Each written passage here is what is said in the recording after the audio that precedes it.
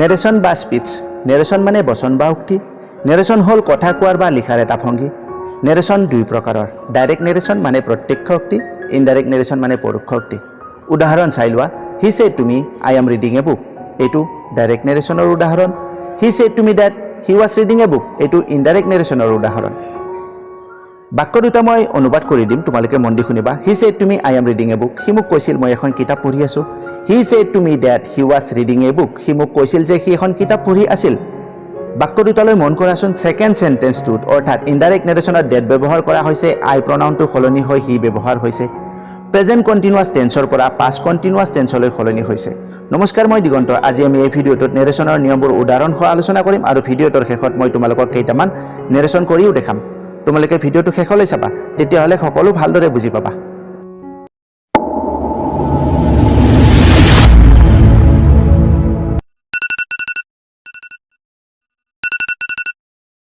প্ৰথমতে তোমালোকে ডাইৰেক্ট আৰু ইনডাইৰেক্ট নেৰেশ্যন কাক বোলে জানি লোৱা। এক্সামত এইবোৰ লিখিবলৈ নকয়, কিন্তু কনচেপ্টটো ভালদৰে ক্লিয়াৰ হৈ লোৱাটো ভাল। ডাইৰেক্ট নেৰেশ্যন: এজনে কোৱা কথাখিনি শুনোতাজনে শুনাৰ পাছত আন এজনক কওঁতে প্ৰথম কৰ্তাজনৰ ভাষাতে বা ভংগীতে ক'ব পাৰে। এই ভংগীক প্ৰত্যক্ষ উক্তি বা ডাইৰেক্ট নেৰেশ্যন বোলে। যেনে দে ছেড উই প্লে ফুটবল। সিহঁতে কৈছিল আমি ফুটবল খেলোঁ। ইনডাইৰেক্ট নেৰেশ্যন: শুনোতাজনে আনৰ পৰা শুনা কথাখিনিৰ মূল ভাৱ বা অৰ্থৰ কোনো পৰিৱৰ্তন নোহোৱাকৈ অইন ধৰণে বা ভংগীৰে আন এজনক কোৱা পদ্ধতিটোক পৰোক্ষ উক্তি বা ইনডাইৰেক্ট নেৰেশ্যন বোলে। ডাইৰেক্ট নেৰেশ্যনত কি কোৱা হৈছিল? They said we play football. এই বাক্যটোক মই ইনডাইৰেক্ট নেৰেশ্যনত ক'ম, তোমালোকে শুনিবা। They said that they played football. ইয়াত চোৱা, দে ছেডটো হ'ল তোমাৰ reporting verb, they played football হ'ল ৰিপৰ্টেড স্পীচ, আৰু মাজত মানে ৰিপৰ্টিং ভাৰ্ব আৰু ৰিপৰ্টেড স্পীচক যোগ কৰি এটা সম্পূৰ্ণ বাক্য বনাবলৈ ডেট ব্যৱহাৰ কৰিছোঁ। এইটো হ'ল কনজাংচন। তোমালোকে reporting verb, conjunction, reported speech ভালদৰে বুজি লোৱা, কাৰণ নেৰেশ্যন শেষ নোহোৱালৈকে এই তিনিটা লাগিয়ে থাকিব।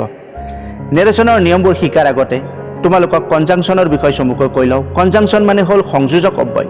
তোমালোকে পাৰ্টছ অফ স্পীচ জানাই। অসমীয়া ব্যাকৰণত পদ বুলি কয় যে, মনত আছেনে তোমালোকৰ? পদ কাক বোলে? বাক্যত ব্যৱহাৰ হোৱা প্ৰত্যেকটা শব্দকে পদ বোলে।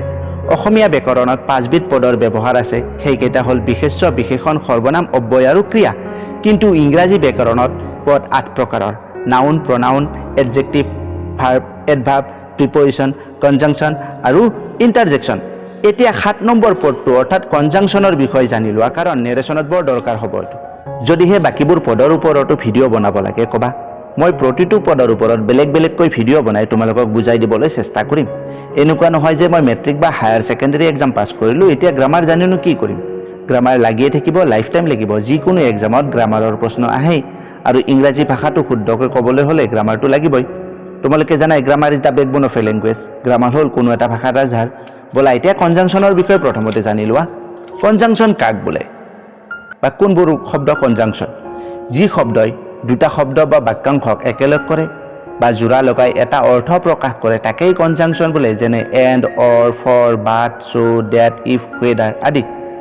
আমি ইনডাইৰেক্ট নেৰেশ্যনত কি ব্যৱহাৰ কৰিছিলোঁ? ডেট ব্যৱহাৰ কৰিছিলোঁ। উদাহৰণ দুটাত চাবাচোন, ডেট ব্যৱহাৰ কৰিছিলোঁ। ইনডাইৰেক্ট নেৰেশ্যনত ডেট, ইফ, ৱেডাৰ ব্যৱহাৰ হয়। ভালদৰে মনত ৰাখি লোৱা, নেৰেশ্যনত আমাক ডেট, ইফ, ৱেডাৰ এই তিনিটাৰ প্ৰয়োজন হ'ব, আৰু আমি এই তিনিটা কনজাংচন ব্যৱহাৰ কৰিব লাগিব। ইহঁতৰ ব্যৱহাৰ হোৱা নিয়মবোৰ বাক্যৰ গঠন আৰু অৰ্থ অনুযায়ী বেলেগ বেলেগ। মই এই সকলোবোৰ এই ভিডিঅ'টোত ক'ম, তোমালোকে মনোযোগেৰে ভিডিঅ'টো শেষলৈ চাবা। এতিয়া নেৰেশ্যনৰ নিয়মবোৰ আলোচনা কৰিম, তোমালোকে মনোযোগেৰে শুনিবা দেই। প্ৰথমটো নিয়ম, ইনডাইৰেক্ট নেৰেশ্যনত ৰিপৰ্টিং ভাৰ্বৰ পাছত আৰু ৰিপৰ্টেড স্পীচৰ আগত কনজাংচন ব্যৱহাৰ হয়। অলপ আগতে কৈ গৈছিলোঁ যে ডেট, ইফ, ৱেডাৰ এই তিনিটাৰ ভিতৰত কোনোবা এটা ব্যৱহাৰ হ'ব। ঊৰ্ধ্বকমাবোৰ উঠি যাব আৰু বাক্যৰ শেষত ফুল ষ্টপ ব্যৱহাৰ হ'ব। 2 নম্বৰ নিয়মটো চোৱা, ডাইৰেক্ট নেৰেশ্যনৰ ৰিপৰ্টেড স্পীচৰ প্ৰনাউন শব্দবোৰ ইনডাইৰেক্ট নেৰেশ্যনত সলনি হয়। ডাইৰেক্ট নেৰেশ্যনত যদি আই থাকে, ইনডাইৰেক্ট নেৰেশ্যনত হি বা চি হ'ব, মি থাকিলে হিম বা হাৰ হ'ব।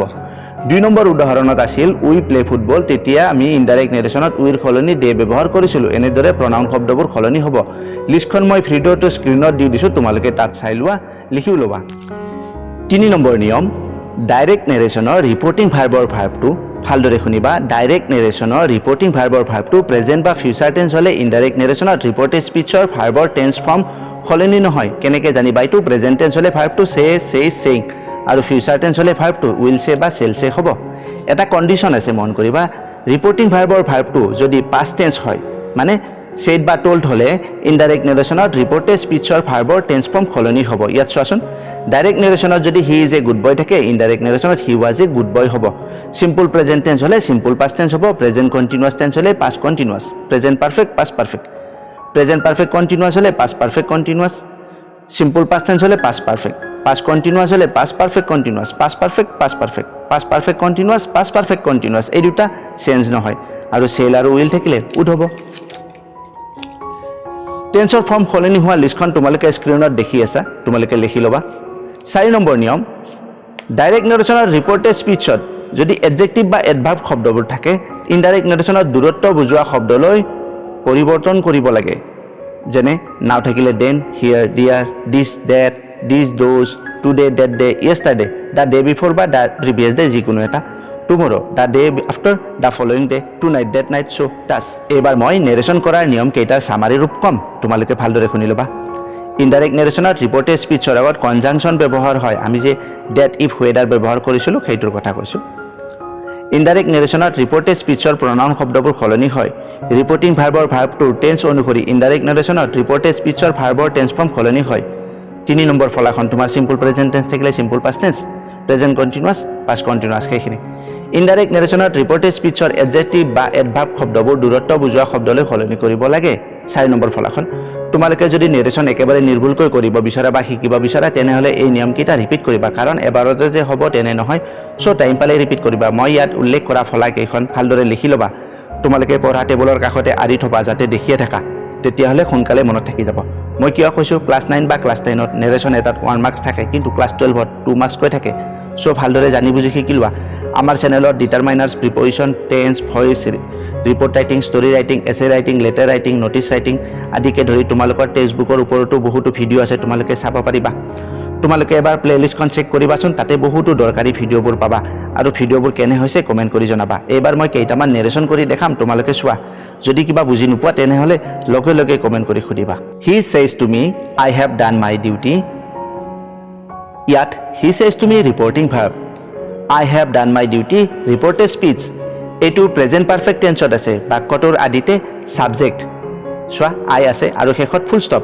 মানে এই বাক্যটো এসাৰ্টিভ সেন্টেন্সত আছে ইনডাইৰেক্ট নেৰেশ্যন সোৱা I have done my duty assertive sentence কাৰণে ইয়াত ডেট ব্যৱহাৰ কৰিব লাগিব তাৰ পাছত প্ৰনাউন সলনি হ'ব আইৰ সলনি হি হ'ব ৰিপৰ্টিং ভাৰ্বৰ ভাৰ্বটো প্ৰেজেন্ট ফৰ্মত আছে সোৱা সেজ আছে সো ৰিপৰ্টেড স্পিচৰ ভাৰ্বৰ টেন্স ফৰ্ম সলনি নহয় ইয়াত আনসাৰ হ'ব he says to me that he has done his duty মন কৰিবা আইৰ খলনি হি ব্যৱহাৰ কৰিছো তাৰ পাছত হেবৰ খলনি হেজ আৰু মাইৰ খলনি হিজ ব্যৱহাৰ কৰিছো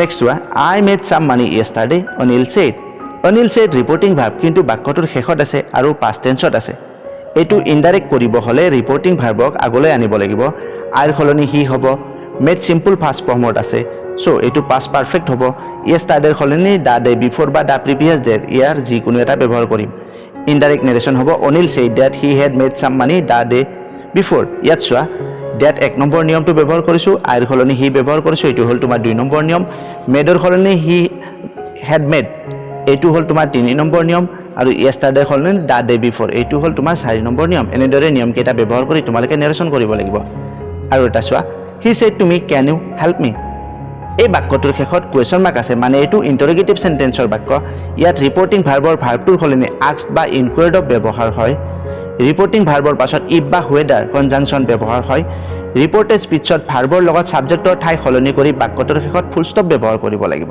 আনসাৰ হ'ব he asked me if I could help him ইয়াত সেডৰ ঠাইত আস্কড ব্যৱহাৰ কৰিছো ইফ কনজাংচন ইয়ৰ খলনি আই আৰু কেনৰ খলনি কুড আৰু শেষত ফুল ষ্টপ ব্যৱহাৰ যদিহে প্ৰতিটো সেন্টেন্সৰ নেৰেশ্যন বুজাই ভিডিঅ' বনাব লাগে কমেন্ট কৰি কবা মই প্ৰতিটো প্ৰকাৰৰ সেন্টেন্সৰ নেৰেশ্যন কেনেদৰে কৰিব লাগে ডিটেইলছ ভিডিঅ' বনাম আজি ইমানতে এৰিলো নহলে ভিডিঅ'টো বহুত দীঘল হ'ব তোমালোকে এই নিয়ম কেইটা মই কোৱা ধৰণে মাজে সময় চাই থাকিবা ভিডিঅ'টো যদি ভাল পাইছা লাইক কৰিবা ফ্ৰেণ্ডছৰ লগত শ্বেয়াৰ কৰিবা ভিডিঅ'ৰ নটিফিকেশ্যন পাবলৈ চেনেলটো সাবস্ক্ৰাইব কৰি বেল আইকনটো প্ৰেছ কৰিবা এই ভিডিঅ'টো চোৱাৰ বাবে ধন্যবাদ নেক্সট ভিডিঅ'ত লগ পাম